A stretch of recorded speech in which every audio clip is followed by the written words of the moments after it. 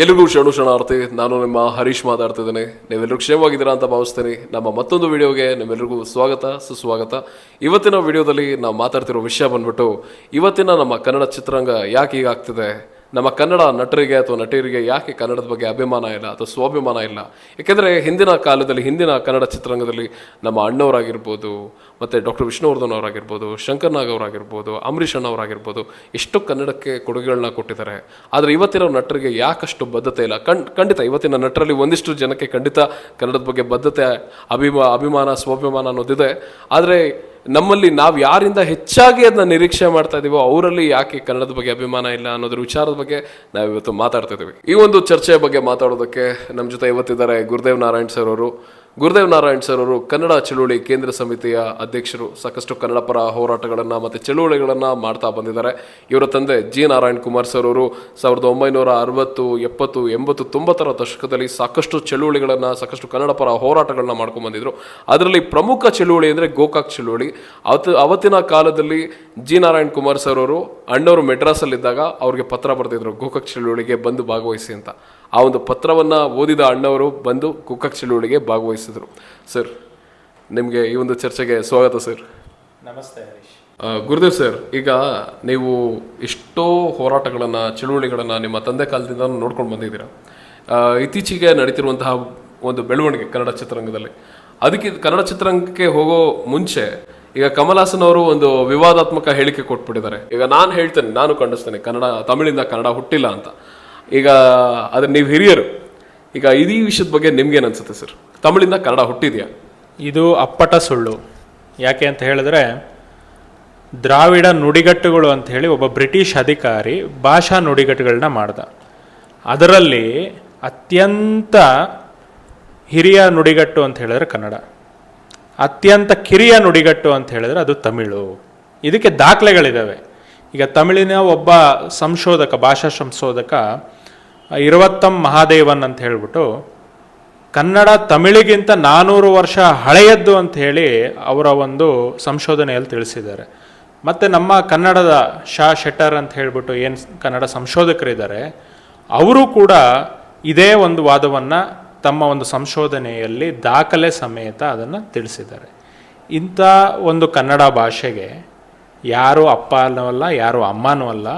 ಇದು ಕೇವಲ ಕಮಲ್ ಹಾಸನ್ ರಾಜಕೀಯ ಪ್ರೇರಿತವಾದ ನುಡಿ ಅಂತ ನಾನು ಈ ಸಂದರ್ಭದಲ್ಲಿ ಹೇಳಕ್ಕೆ ಇಚ್ಛೆ ಪಡ್ತಾ ಇದ್ದೀನಿ. ಸರ್, ಈಗ ನೀವು ಹೇಳಿದ್ರಿ ಕಮಲ್ ಹಾಸನ್ ಬಂದು ರಾಜಕೀಯವಾಗಿ ಆ ಒಂದು ಹೇಳಿಕೆ ಕೊಟ್ಟಿದ್ದು ಅಂತ.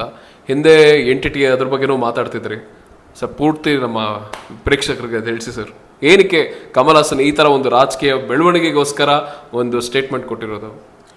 ನೋಡಿ, ಇತ್ತೀಚೆಗೆ ತಮಿಳುನಾಡಲ್ಲಿ ಅಧಿಕಾರದಲ್ಲಿರ್ತಕ್ಕಂಥ DMK ಪಕ್ಷದವರು ಕಮಲ್ ಹಾಸನ್ ರವ್ರನ್ನ ರಾಜ್ಯಸಭಾ ಸದಸ್ಯನಾಗಿ ಆಯ್ಕೆ ಮಾಡಿ ಕಳಿಸಿದ್ದಾರೆ. ಒಂದು, ಆ ಪಕ್ಷಕ್ಕೆ ಋಣ ತೀರಿಸ್ಬೇಕು ಅವರು, ಮತ್ತು ತಮ್ಮ ರಾಜಕೀಯ ನೆಲೆನ ಭದ್ರಗೊಳಿಸಬೇಕು. ಮುಂದೆ ಇನ್ನೊಂದು ವರ್ಷದಲ್ಲಿ ತಮಿಳುನಾಡಲ್ಲಿ ಚುನಾವಣೆ ಬರ್ತಿದೆ. ಇದೆಲ್ಲದಕ್ಕಿಂತ ಮುಖ್ಯವಾಗಿ ಹಿಂದೆ LTTE ಅಂತ ಹೇಳಿ ತಮಿಳರ ಒಂದು ಉಗ್ರ ಸಂಘಟನೆ ಇತ್ತು. ಅವರು ಕೂಡ ಇಂಥದ್ದೇ ಕೆಲಸಗಳನ್ನ ಮಾಡ್ಕೊಂಡು ಬಂದಿದ್ರು. ಇವತ್ತು ಕಮಲ್ ಹಾಸನ್ ಮನಸ್ಥಿತಿ ಹೆಂಗಿದೆ ಅಂತ ಹೇಳಿದ್ರೆ, LTTEಗೂ ಮತ್ತು ಇವರು ಮನಸ್ಥಿತಿ ಉಗ್ರ ಸಂಘಟನೆಗೆ ಏನೇನು ಇರಬೇಕೋ ಅದೇ ಮನಸ್ಥಿತಿ ಇದೆ. ಇವರು ಉಗ್ರ ಮನಸ್ಥಿತಿಯನ್ನು ಹೊಂದಿದ್ದಾರೆ ಅಂತ ನಾನು ಈ ಸಂದರ್ಭದಲ್ಲಿ ಹೇಳ್ತಾ ಇದ್ದೀನಿ. ಸರ್, ನೀವು ಹೇಳ್ತಿದ್ರಿ LTTE ತಮಿಳು ಉಗ್ರರು ಅಂತೆಲ್ಲ ಹೇಳ್ತಿದ್ರಿ. ಯಾರು ಸರ್ ಈ LTTE? ಏನಿದು? ಇದಕ್ಕೂ ಕಮಲ್ ಹಾಸನ್ಗೆ ಏನು ಸಂಬಂಧ? ಏನು DMKಗೂ ಇದಕ್ಕೇನು ಸಂಬಂಧ? LTTE ಅಂತ ಹೇಳಿದ್ರೆ liberation tigers of Tamil Eelam ಅಂತ ಹೇಳ್ಬಿಟ್ಟು, ಇವ್ರದ್ದು ಉದ್ದೇಶ ಏನಂತ ಹೇಳಿದ್ರೆ, ಇವರು ಶ್ರೀಲಂಕಾದಲ್ಲಿ ತಮ್ಮ ಒಂದು ಬೇಸ್ನ ಇಟ್ಕೊಂಡಿದ್ರು. ಅರ್ಧ ಶ್ರೀಲಂಕಾವನ್ನು ವಶಪಡಿಸ್ಕೊಂಡಿದ್ರು. ಅಂದರೆ ಉಗ್ರವಾದವನ್ನು ಮಾಡಿಕೊಂಡು ಶ್ರೀಲಂಕಾ, ಇವತ್ತಿನ ತಮಿಳುನಾಡು, ಕರ್ನಾಟಕ, ಕೇರಳ, ಪಾಂಡಿಚೇರಿ, ಆಂಧ್ರ, ಮತ್ತು ಈ ಕಡೆ ಭೂತಾನು, ಬರ್ಮಾ, ಮತ್ತು ಸಿಂಗಾಪುರು, ಮಲೇಷ್ಯಾ, ಈ ಎಲ್ಲ ದೇಶಗಳನ್ನ ಸೇರಿಸಿ ತಮಿಳ್ ದೇಶವನ್ನು ಮಾಡಬೇಕು ಅಂತ ಹೇಳಿ ಈ ಒಂದು ಸಂಘಟನೆ ಉದ್ದೇಶ ಆಗಿತ್ತು. ಈ ಮನಸ್ಥಿತಿಗಳು ಎಲ್ಲನೂ ಹಿಂಗೇನೆ, ತಮಿಳು ದೊಡ್ಡದು, ತಮಿಳಿಂದನೇ ಎಲ್ಲ, ತಮಿಳವರಿಂದನೇ ಎಲ್ಲ ಅನ್ನೋದು ಈ ಒಂದು ಉಗ್ರವಾದ ಮನೋಭಾವ ಅವತ್ತಿಂದನೂ ಕೂಡ ಬೆಳ್ಕೊಂಬಂದಿದೆ. ಅದೇ ಮನೋಭಾವನೆ ಇವತ್ತು ನಾವು ಈ ನಮ್ಮ ಕಮಲ್ ಹಾಸನ್ನಲ್ಲಿ ನಾವು ಕಾಣ್ತಾ ಇದ್ದೀವಿ ಇವತ್ತು. ಸರ್, ಈಗ ಮುಖ್ಯವಾಗಿರೋ ವಿಷಯಕ್ಕೆ ಬಂದೇ ಬಿಡೋಣ. ಅದು ನಮ್ಮ ಶಿವಣ್ಣ ಅವರ ಬಗ್ಗೆ. ಕಮಲ್ ಹಾಸನ್ ಅವರ ಆ ಒಂದು ತಗ್ ಲೈಫ್ ಆ ಒಂದು ಕಾರ್ಯಕ್ರಮಕ್ಕೆ ನಮ್ಮ ಶಿವಣ್ಣ ಅವರು ಹೋಗಿರ್ತಾರೆ. ಕೂತ್ಕೊಂಡಿರ್ತಾರೆ. ಪಾಪ ಅವರು ಕಮಲ್ ಹಾಸನ್ ಅವ್ರ ಬಗ್ಗೆ ಇರುವಂತಹ ಅಭಿಮಾನ ಎಲ್ಲ ವ್ಯಕ್ತಪಡಿಸ್ತಾರೆ. ಖಂಡಿತ ಪ್ರತಿಯೊಬ್ಬರಿಗೂ, ನಮಗೂ ಬೇರೆ ಭಾಷೆಯಲ್ಲಿ ಇರುವಂತಹ ನಟರು ಅಂದರೆ ನಮಗೂ ಇಷ್ಟ ಇದ್ದಾರೆ. ಖಂಡಿತ ನಮಗೂ ಒಂದು ಅಭಿಮಾನ ಇದೆ, ಅದವರು ವೈಯಕ್ತಿಕ ಒಂದು ಅಭಿಮಾನ. ಆದರೆ ಇವರು ತಮಿಳಿಂದ ಕನ್ನಡ ಹುಟ್ಟಿದ್ದು ಅಂತ ಕಮಲ್ ಹಾಸನ್ ಹೇಳಿದಾಗ ಶಿವಣ್ಣ ಅವರು ಎಷ್ಟೋ ಜನ ಹೇಳ್ತಾರೆ ವೇದಿಕೆ ಮೇಲೆ ಮಾತಾಡಬೇಕಿತ್ತು, ಬೇರೆ ಕನ್ನಡ ನಟರು ಆ ವೇದಿಕೆ ಮೇಲೆ ನಿಂತಾಗ ಎಷ್ಟೋ ಪರಭಾಷೆ ನಟರಿಗೆಲ್ಲ ಉತ್ತರ ಕೊಟ್ಟಿದ್ದಾರೆ, ಕೌಂಟ್ರ್ ಕೊಟ್ಟಿದ್ದಾರೆ, ಆ ಥರ ಶಿವಣ್ಣ ಕೊಡೋಕ್ಕಾಗಲಿಲ್ಲ ಅಂತ. ಆದರೆ ಪಾಪ ಶಿವಣ್ಣ ಅವ್ರಿಗೆ ಇವಾಗಲೇ ಏನು ಆರೋಗ್ಯದ ಸಮಸ್ಯೆ ಇತ್ತು, ಇವಾಗಷ್ಟು ಚೇತರಿಸ್ಕೊಂಡು ಬಂದಿದ್ದಾರೆ ಅವರು. ಅದ್ರ ಬಗ್ಗೆ ಖಂಡಿತ ನಮಗೆ ಕನಿಕರ ಅನ್ನೋದು ಇರಬೇಕು. ಇವಾಗ ಅವರು ಬಂದಿದ್ದಾರೆ, ಅಲ್ಲಿ ವೇದಿಕೆ ಮೇಲೆ ಮಾತಾಡೋಕ್ಕಾಗಲಿಲ್ಲ, ಸರಿ ಆಯಿತು. ಆದರೆ ಇತ್ತೀಚೆಗೆ ಯಾವುದೋ ಒಂದು ಟಿ ವಿ ಕಾರ್ಯಕ್ರಮದಲ್ಲಿ ನೋಡ್ತಿದ್ದೆ, ಅವ್ರ ವೇದಿಕೆಯ ಮೇಲೆ ನಿಂತು ಕಮಲ್ ಹಾಸನ್ ಅವರು ತುಂಬ ದೊಡ್ಡ ವ್ಯಕ್ತಿ, ಯಾಕೆ ಕನ್ನಡ ವಿಷಯನ ಇಷ್ಟು ದೊಡ್ಡದು ಮಾಡ್ತಿದ್ದೀರಾ, ಕನ್ನಡ ಅನ್ನೋದು ಬರೀ ಬಾಯಿ ಮಾತಿಗಿರಬಾರ್ದು, ಈ ಥರ ಎಲ್ಲ ಹೇಳಿಕೆ ಕೊಡ್ತವ್ರೆ. ಆದರೆ ಒಂದೇ ಒಂದು ಸಲನೂ ಎಲ್ಲೂ ಇಷ್ಟು ದಿನಗಳಲ್ಲಿ ಆಗಿ ಬಹುಶಃ ಒಂದು 5-6 ದಿನ ಆಗೋಯ್ತು ಅನ್ಸುತ್ತೆ ಕಮಲ್ ಹಾಸನ್ ಒಂದು ಹೇಳಿಕೆ ಕೊಟ್ಟು. ಇಷ್ಟು ದಿನದಲ್ಲಿ ಶಿವಣ್ಣ ಅವರು ಒಂದೇ ಒಂದು ಹೇಳಿಕೆ ಕೊಟ್ಟಿಲ್ಲ, ಏನು ಅಂದರೆ ತಮಿಳಿಂದ ಕನ್ನಡ ಹುಟ್ಟಿಲ್ಲ, ಕಮಲ್ ಹಾಸನ್ ಅವರು ಹೇಳಿದ್ನ ನಾನು ಖಂಡಿಸ್ತೀನಿ ಅಂತ ಒಂದು ಮಾತು ಹೇಳಿಲ್ಲ. ಇದ್ರ ಬಗ್ಗೆ ನಿಮ್ಮ ಅನಿಸಿಕೆ? ಇಲ್ಲ, ಶಿವಣ್ಣ ಅವರು 100 ವರ್ಷ ಚೆನ್ನಾಗಿರಲಿ, ಆದರೆ ಕನ್ನಡ ನಟರಿಗಿಂತ ಕನ್ನಡನೇ ದೊಡ್ಡದು.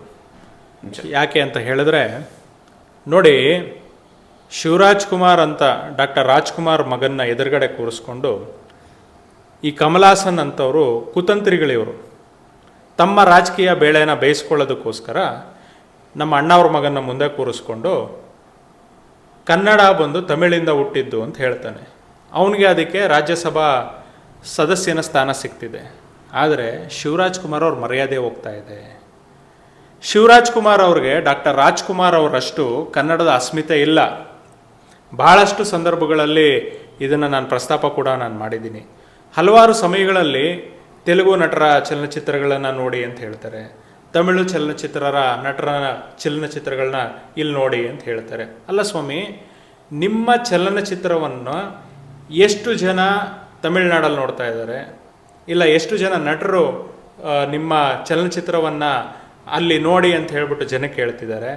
ಆಂಧ್ರದಲ್ಲಿ ಎಷ್ಟು ಜನ ತೆಲುಗು ನಟರು ಆಂಧ್ರದಲ್ಲಿ ಶಿವರಾಜ್ ಕುಮಾರ್ ಚಲನಚಿತ್ರವನ್ನು, ಕನ್ನಡ ಚಲನಚಿತ್ರವನ್ನು ನೋಡಿ ಅಂತ ಹೇಳ್ತಿದ್ದಾರೆ. ನಿಮಗೆ ಸ್ವಾಭಿಮಾನ ಇಲ್ವಾ? ನಿಮ್ಮ ಒಂದು ಅಭಿಪ್ರಾಯಕ್ಕೆ ನೀವೇ ಬದ್ಧವಾಗಿದ್ದೀರಾ ಅಂತ ನಾನು ಈ ಸಂದರ್ಭದಲ್ಲಿ ಕೇಳ್ತಿದ್ದೀನಿ. ಬೇರೆಯವ್ರ ಭಾಷೆ ಚಲನಚಿತ್ರಗಳನ್ನ ಕರ್ನಾಟಕದಲ್ಲಿ ಕನ್ನಡ ಪ್ರೇಕ್ಷಕರ ಮೇಲೆ ನೀವು ಯಾಕೆ ಒತ್ತಾಯಪೂರ್ವಕವಾಗಿ ಹೇರ್ತಿದ್ದೀರಾ? ಇದು ತಪ್ಪಲ್ವಾ ಶಿವಣ್ಣ ಅವರೇ? ಇವತ್ತು ಕನ್ನಡ ಅಸ್ಮಿತೆ ಅಂದರೆ ಏನು? ನೀವು ಕೇವಲ ಚಲನಚಿತ್ರ ನೋಡಿದ ತಕ್ಷಣ ಕನ್ನಡ ಅಸ್ಮಿತೆ ಉಳಿಯಲ್ಲ. ಇವತ್ತು ನಿಮ್ಮನ್ನು ಎದುರುಗಡೆ ಕೂರಿಸ್ಕೊಂಡು ಅಣ್ಣ ಅವರು ಕನ್ನಡ ಭಾಷೆಗೆ ಒಂಚೂರು ತೊಂದರೆ ಆಗಿದೆ ಅಂತ ಹೇಳಿದಾಗ ಗೋಕಾಕ್ ಚಳವಳಿಗೆ ಧುಮುಕಿ ಆ ಒಂದು ಚಳವಳಿಯಿಂದ ಒಂದು ಸರ್ಕಾರನೇ ಬಿದ್ದೋಯ್ತು. ಗೋಕಾಕ್ ಚಳವಳಿ ಪರಿಣಾಮ ಇವತ್ತವರೆಗೂ ಕೂಡ ಕನ್ನಡಿಗರ ಜನರ ಮೇಲೆ ಆ ಪ್ರಭಾವ ಇವತ್ತು ಇದೆ. ಯಾಕೆ ಅಂತ ಹೇಳಿದ್ರೆ ಅಣ್ಣ ಅವ್ರಿಗೆ ಕನ್ನಡದ ಬಗ್ಗೆ ಆ ರೀತಿಯಾದಂಥ ಬದ್ಧತೆ ಇತ್ತು. ನಿಮಗೆ ಆ ಬದ್ಧತೆ ಇದೆಯಾ ಅಂತ ಹೇಳಿ ನಾನು ಈ ಸಂದರ್ಭದಲ್ಲಿ ನೇರವಾಗಿ ನಾನು ಪ್ರಶ್ನೆ ಮಾಡ್ತಾ ಇದ್ದೀನಿ. ಯಾವಾಗಲೂ ಪರಭಾಷಿಕ ನಟರ ಪರವಾಗಿ ನೀವು ಮಾತಾಡ್ತಿದ್ದೀರಾ. ಮೊನ್ನೆನೂ ಕೂಡ ನಿಮಗೆ ಅಷ್ಟು ಸ್ವಾಭಿಮಾನ ಅನ್ನಿಸ್ಲಿಲ್ವಾ?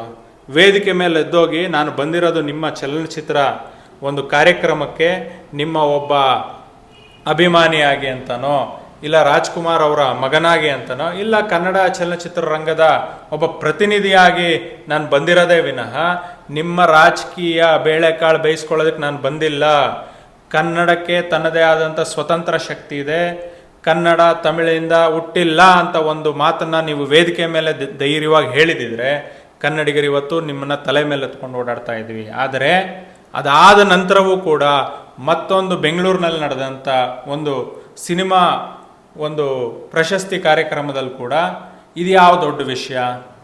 ಕಮಲ್ ಹಾಸನ್ ಹೇಳಿದ ಮೇಲೆ ಹಂಗಾಗ್ಬಿಡತ್ತಾ? ಇದನ್ನು ಯಾಕೆ ವಿಷಯ ದೊಡ್ಡದು ಮಾಡ್ತೀರಾ ಅಂತ ಹೇಳ್ತೀರಾ? ಅಲ್ಲ ಸ್ವಾಮಿ, ನಮ್ಮ ಜನರನ್ನು, ನಮ್ಮ ಭಾಷೆಯನ್ನು, ನನ್ನ ತಾಯಿಯನ್ನು ಅವನು ಅವಮಾನ ಮಾಡಿದಾನೆ ಕಮಲ್ ಹಾಸನ್ನು. ನಿಮಗೆ ಅವನ ಅಭಿಮಾನಿ ಇರ್ಬೋದು, ನೀವು ವೈಯಕ್ತಿಕವಾಗಿ ಏನಾದರೂ ಇಟ್ಕೊಳ್ಳಿ, ನಿಮ್ಮನ್ನು ಅವನು ಚಿಕ್ಕಪ್ಪ ಅಂತಾದರೂ ಕರೀಲಿ, ದೊಡ್ಡಪ್ಪ ಅಂತ ಕರೀಲಿ, ಇಲ್ಲ ನೀವೇ ಕಮಲ್ ಹಾಸನ್ಗೆ ಅಪ್ಪ ಅಂತಾದರೂ ಕರೀಲಿ, ನಮ್ಗೆ ಅದಕ್ಕೇನು ತೊಂದರೆ ಇಲ್ಲ. ಆದರೆ ಕನ್ನಡಿಗರ ಸ್ವಾಭಿಮಾನ ಅದನ್ನು ತಗೊಂಡೋಗಿ ಇವತ್ತು ನೀವು ಪರಭಾಷಿಕರ ನಟರ ಹತ್ರ ಅಡಾಡ್ತಿದ್ದೀರಲ್ಲ, ಇಂಥ ಕೆಲಸವನ್ನು ಬಿಡಬೇಕು ಅಂಥೇಳಿ ನಿಮ್ಮ ಈ ನನ್ಮಿನಿ ರೇಡಿಯೋ ಮೂಲಕ ಶಿವಣ್ಣ ಅವ್ರಿಗೆ ನಾನು ಆಗ್ರಹ ಪಡಿಸ್ತಿದ್ದೀನಿ. ನೀವು ಕನ್ನಡ ಅಸ್ಮಿತೆ, ಕನ್ನಡವನ್ನು ಬೆಳೆಸಬೇಕಾದರೂ ಕನ್ನಡಕ್ಕೆ ಏನೇ ತೊಂದರೆ ಆದರೂ ಕೂಡ ನೀವು ಧ್ವನಿಯಾಗಿ ಹೊರಹೊಮ್ಮಬೇಕಾಗಿರೋರು ಶಿವರಾಜ್ ಕುಮಾರ್ ಅವರ ಕರ್ತವ್ಯ. ನಿಮಗೆ ಕನ್ನಡ ಚಲನಚಿತ್ರವೇ ನಿಮ್ಮ ಅನ್ನ. ಇವತ್ತು ನೀವು ಈ ಮಟ್ಟಕ್ಕೆ ಬೆಳಿಬೇಕು ಅಂತ ಹೇಳಿದ್ರೆ, ನಿಮ್ಮನ್ನು ಗುರುತಿಸ್ಬೇಕು ಅಂತ ಹೇಳಿದ್ರೆ ಕನ್ನಡ ಭಾಷೆನೇ ಹೊರತು ಪಕ್ಕದ ಮನೆ ಚಲನಚಿತ್ರ ನಟರಲ್ಲ. ಪಕ್ಕದ ಮನೆ ಪ್ರೇಕ್ಷಕರು ಇವತ್ತವರೆಗೂ ಶಿವಣ್ಣನ ಕರೆದುಕೊಂಡೋಗಿ ಅಲ್ಲೇನು ದೊಡ್ಡದಾದಂಥ ಚಲನಚಿತ್ರವನ್ನು ಕೊಟ್ಟಿಲ್ಲ. ಇಲ್ಲ, ಶಿವಣ್ಣನ ಚಿತ್ರಗಳಿಗೆ ಅಲ್ಲಿ ನೂರಾರು ಚಲನಚಿತ್ರ ಮಂದಿರಗಳನ್ನು ಪ್ರದರ್ಶನ ಮಾಡಕ್ಕೆ ಕೊಟ್ಟಿಲ್ಲ. ಇವೆಲ್ಲವನ್ನು ನೀವು ಗಣನೆಗೆ ತಗೋಬೇಕು. ಎಲ್ಲದಕ್ಕಿಂತ ಮುಖ್ಯವಾಗಿ ನೀವು ಕನ್ನಡ ಮಣ್ಣಿನ ಮಗ, ಡಾಕ್ಟರ್ ರಾಜ್ಕುಮಾರ್ ಅವ್ರ ಮಗ ಅನ್ನೋದನ್ನು ನೀವು ಮೊದಲು ತಿಳ್ಕೋಬೇಕು. ನಿಜವಾಗ್ಲೂ ಕಮಲಾಸನ್ನು ಕನ್ನಡ ತಮಿಳಿಂದ ಹುಟ್ಟಿದೆ ಅನ್ನೋ ಬದಲು ಶಿವಣ್ಣ ತಮಿಳುನಾಡಿನಲ್ಲಿ ಹುಟ್ಟಿರೋ ಅಂಥ ಕನ್ನಡದ ಮಗ ಅಂತ ಹೇಳಿದರೆ ನಿಜವಾಗ್ಲೂ ನಾನು ಆ ಮಾತನ್ನ ಒಪ್ತಿದ್ದೆ. ಈ ವಿಷಯದಲ್ಲಿ ಯಾವುದೇ ಕಾರಣಕ್ಕೂ ಕಮಲಾಸನ್ನ ನೀವು ಪರ ವಹಿಸ್ಕೊಂಡು ಬರೋದು ಮಹಾ ಅಪರಾಧ. ಮತ್ತು ನೀವು ಕನ್ನಡ ಪರ ಇನ್ನೂ ಕೂಡ ಸರಿಯಾದಂಥ ಹೇಳಿಕೆ ಕೊಟ್ಟಿಲ್ಲ. ಇದು ಕೂಡ ಬಹಳ ದೊಡ್ಡ ಅಪರಾಧ ಅಂತ ನಾನು ಈ ಸಂದರ್ಭದಲ್ಲಿ ಹೇಳಕ್ಕೆ ಇಚ್ಛೆ ಪಡ್ತಾ ಇದ್ದೀನಿ ನಾನು. ಸರ್, ಈಗ ಕಮಲ್ ಹಾಸನ್ ಅವರು ಒಂದು ವಿವಾದಾತ್ಮಕ ಹೇಳಿಕೆ ಕೊಟ್ಟಾದ್ಮೇಲಂತೂ ಒಂದಿಷ್ಟು ಶಿವಣ್ಣ ಅಭಿಮಾನಿಗಳಂತೂ ನನಗೆ ಕನ್ನಡನೇ ಮುಖ್ಯ, ಶಿವಣ್ಣ ಅವ್ರು ಮಾಡಿದ್ದು ನನಗೆ ಇಷ್ಟ ಆಗಲಿಲ್ಲ, ನನಗೆ ಕನ್ನಡನೇ ಮುಖ್ಯ ಅಂತ ಒಂದು ಅಭಿಮಾನಿಗಳ ಬಳಗ ಹೇಳಿದ್ರೆ, ಮತ್ತೊಂದು ಅಭಿಮಾನಿಗಳ ಬಳಗ ಅಂದರೆ ಶಿವಣ್ಣ ಅವರ ಬಳಗ ಏನು ಹೇಳ್ತಾರೆ ಅಂದರೆ, ಇವತ್ತು ನೆನ್ನೆ ಮೊನ್ನೆ ಹುಟ್ಟಿದವರೆಲ್ಲ ಶಿವಣ್ಣ ಬಗ್ಗೆ ಮಾತಾಡೋಂಗಾಗ್ಬಿಟ್ಟವ್ರೆ. ಅವರು ಮಹಾದಾವಿ ಹೋರಾಟಕ್ಕೆ ಬಂದಿದ್ರು, ಕಾವೇರಿ ಹೋರಾಟಕ್ಕೆ ಬಂದಿದ್ರು, ಕನ್ನಡ ಹೋರಾಟ ಅಂತ ಇವತ್ತಿನ ಕಾಲದಲ್ಲಿ ಮೊದಲು ದುಮ್ಕೋದೇನೆ ಅಣ್ಣ ಶಿವಣ್ಣ. ಅವ್ರ ಬಗ್ಗೆ ಹೆಂಗೆ ಹೇಳ್ತೀರಾ ನೀವು? ಅವ್ರ ಮೇಲೆ ಇಲ್ಲದ ಪ್ರಚೋದನೆಗಳನ್ನ ಏನಕ್ಕೆ ಕೊಡ್ತಾ ಇದ್ದೀರಾ, ಏನಕ್ಕೆ ಸುಳ್ಳು ಸುದ್ದಿ ಹಬ್ಬಿಸ್ತಿದ್ದೀರಾ ಅಂತ ಒಂದಿಷ್ಟು ಅಭಿಮಾನಿಗಳು ಹೇಳ್ತಿದ್ದಾರೆ. ಇದಕ್ಕೆ ನೀವೇನು ಹೇಳ್ತೀರಾ? ಶಿವಣ್ಣನ ಅಭಿಮಾನಿ ಆಗಿರ್ಬೇಕಂತ ಹೇಳಿದ್ರೆ ಮೊದಲಿಗೆ ಆತ ಕನ್ನಡದ ಅಭಿಮಾನಿ ಆಗಿರಬೇಕು. ಅವನು ಕನ್ನಡದ ಅಭಿಮಾನಿ ಆಗದ ಹೊರತು ಶಿವಣ್ಣನ ಅಭಿಮಾನಿ ಆಗೋದಕ್ಕೆ ಸಾಧ್ಯನೇ ಇಲ್ಲ. ಇದು ಅಭಿಮಾನಿ ಸಂಘದವ್ರ ಕೆಲಸ ಅಷ್ಟೇ ಹೊರತು ನಿಜವಾದ ಅಭಿಮಾನಿಗಳು ಯಾರು ಇದನ್ನು ಪರವಹಿಸ್ಕೊಂಡು ಮಾತಾಡೋದಿಲ್ಲ. ನಿನ್ನೆ ಮೊನ್ನೆ ಹುಟ್ಟಿದ್ರೇನು, ಇವತ್ತು ಹುಟ್ಟಿದಂಥ ಒಂದು ಮಗು ಅದು ಕನ್ನಡವಾಗಿ ಹುಟ್ಟಿದ್ರೆ ಅದು ಕೂಡ ಕನ್ನಡದ ಪರ ಧ್ವನಿ ಎತ್ತುತ್ತೆ. ಆ ಮಗುಗೆ 100 ವರ್ಷ ಆಗಿ ಅವನು ಮುದುಕ ಆದರೂ ಕೂಡ ಕನ್ನಡದ ಪರ ಧ್ವನಿ ಎತ್ತುತ್ತಾನೆ. ನಮಗಿಲ್ಲಿ ಕನ್ನಡವೇ ಮುಖ್ಯ ಹೊರತು ಇವತ್ತು ಬಂದವನು ಕನ್ನಡದ ಪರ ಮಾತಾಡಬಾರ್ದು, ನಿಮಗೇನು ಗೊತ್ತು ಅಂತ ಕೇಳೋದಕ್ಕೆ ಯಾರೂ ಇಲ್ಲ. ಇವತ್ತು ಬಂದು ಕೂಡ ಅವನು ಕನ್ನಡದ ಪರ ಎತ್ತದ ಅಂತ ಹೇಳಿದ್ರೆ ಅವನು ಕನ್ನಡಕ್ಕೆ ದೊಡ್ಡವನೇನೆ. ಕನ್ನಡ ಎಲ್ಲದಕ್ಕಿಂತ ದೊಡ್ಡದು, ಕನ್ನಡ ಎಲ್ಲರಿಗಿಂತ ದೊಡ್ಡದು. ಆ ಕನ್ನಡಿಗತನ ಎಲ್ಲರಲ್ಲೂ ಇರಬೇಕು ಅಂತ ನಾನು ಈ ಸಂದರ್ಭದಲ್ಲಿ ಹೇಳ್ತೀನಿ. ಅದಕ್ಕೆ ಚಿಕ್ಕವರು ದೊಡ್ಡವರು ಅನ್ನೋದಲ್ಲ, ಕನ್ನಡತನ ಮಾತ್ರ ನಮ್ಮ ಸ್ವಾಭಿಮಾನದ ಹೆಗ್ಗುರುತು. ಸ್ನೇಹಿತರೆ, ಎಷ್ಟೋ ಜನರ ಮನಸ್ಸಲ್ಲಿರುವಂತಹ ಪ್ರಶ್ನೆಗಳನ್ನು ನಾನು ಗುರುದೇವ್ ಸರ್ ಕೇಳಿ ನಿಮ್ಮೆಲ್ಲರಿಗೂ ಉತ್ತರ ಸಿಕ್ಕಿದೆ ಅಂತ ಅಂದ್ಕೊಂಡಿದ್ದೇನೆ. ನೀವೇನಾದರೂ ಹೊಸಬರಾಗಿದ್ದರೆ ತಪ್ಪದೆ ನಮ್ಮ ಯೂಟ್ಯೂಬ್ ವಾಹಿನಿನ ಇವತ್ತೇ ಸಬ್ಸ್ಕ್ರೈಬ್ ಮಾಡಿ. ಈ ವಿಡಿಯೋ ಪೂರ್ತಿ ನೋಡಿದ್ದೀರಾ ಅಂತ ಭಾವಿಸ್ತೀನಿ. ತಪ್ಪದೆ ನಿಮ್ಮ ಅಭಿಪ್ರಾಯಗಳನ್ನ ಕಮೆಂಟ್ಸ್ನಲ್ಲಿ ತಿಳಿಸಿ. ಹಾಗೆ ವಿಡಿಯೋನ ಪ್ರತಿಯೊಬ್ಬರಿಗೂ ಶೇರ್ ಮಾಡಿ. ಮುಂದಿನ ವಿಡಿಯೋದಲ್ಲಿ ಸಿಗೋಣ. ಧನ್ಯವಾದ ಸರ್. ನಮಸ್ತೆ.